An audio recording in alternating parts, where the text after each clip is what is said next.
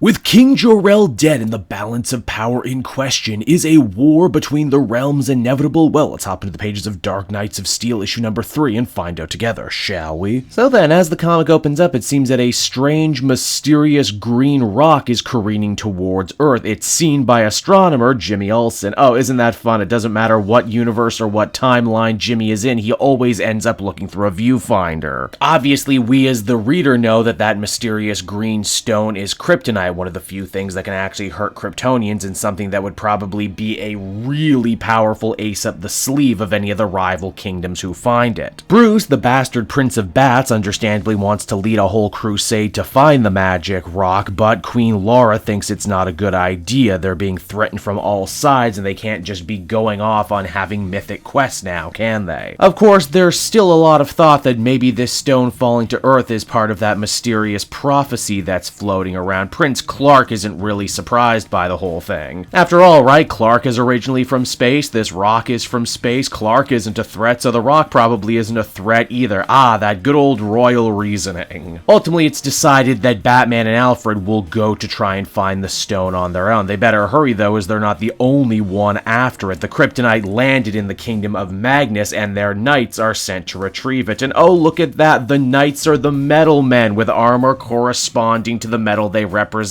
Oh, that's fun. Ultimately though, the metal men don't get very far as they're met by Princess Zara, who seems to still be on a kill-crazy rampage after assassinating King Black Lightning's son. She makes very short work of the metal knights, and it's probably a good thing she didn't end up coming across that Kryptonite either, or this fight may very well have gone a totally different way. Now back over with King Jefferson, he's made his way to the kingdom of Themyscira to try and rally his old alliances with Queen Hippolyta. He almost ends up starting an international incident when he dares step a toe over into lands that no man was ever meant to enter. As you might have guessed, Jefferson is a ball of rage and sadness following the death of his son, and Hippolyta can relate. She also loves her children and can imagine herself in that same situation. Things get pretty damn awkward too when it's revealed that it was Wonder Woman's very own consort, Zara, who did the killing. Meaning that Hippolyta finds herself in one hell of a tough position. Does she hold up the alliance between the kingdoms, or does she try and do well by her own flesh and blood? It seems that even the Amazons fear the kingdom of El and what they could possibly do. Wonder Woman hates this idea and ends up running away on her own winged Pegasus. At first, Royal Wizard Constantine thinks King Jefferson has lost his mind. Surely Wonder Woman will go and warn their enemies. Wasn't this a bad idea? But no, Black Lightning was playing the long game. He wanted Wonder Woman, the El's greatest advocate within the Amazon power structure, to leave. Meaning that when war definitely inevitably ends up kicking off, Hippolyta will be forced to honor her vows and back the Kingdom of Storms. Sadly, it seems that Jefferson will not make it to this war as his ship is intercepted by Zara once again. This vengeful princess is just making all the rounds. She went from killing one prince to killing some knights to now saying that she doesn't want any more kings ever. Zara turns Black Lightning's ship to splinters, and Jefferson ends up being dealt a mortal wound in the fight. With his dying words, he tells Constantine that his eldest daughter is queen now, and that she'll need all his help to make sure that these aliens don't steal the beautiful world from them. Now, as the comic comes to a close, Batman and Alfred walk over the corpses of the Metal Knights only to find their prize, the piece of Kryptonite, a strange green stone that ends up making the bastard Bat very sick. It's here too it's revealed that Alfred always knew of Bruce's true parentage, but that there's way more to the story than the king ever let on. But to find out about that, we'll have to pick up the next issue.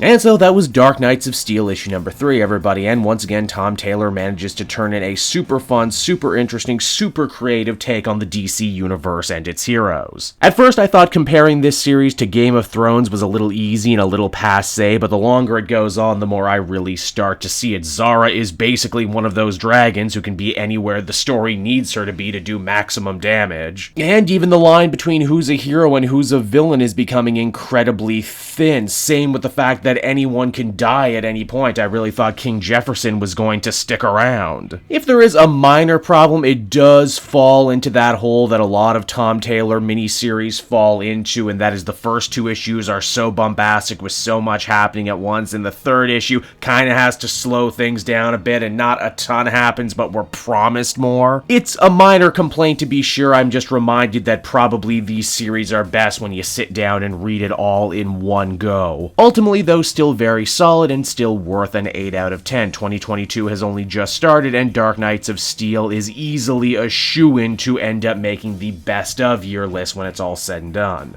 Hey there everyone, Kate Joel again, and I just want to thank you so much for watching to the end of the video. It means a lot to me. And hey, if you enjoyed the book I covered in this issue and want some comics of your own, might I recommend Book Depository? It's my #1 place for shopping for comic book trades. You get a great price, and if you use my link down in the description, you'll actually be helping me out at the same time. You get something, I get something, everybody wins, right? So until next time everyone, I've been Joel, and I will see you in the next video. Bye-bye.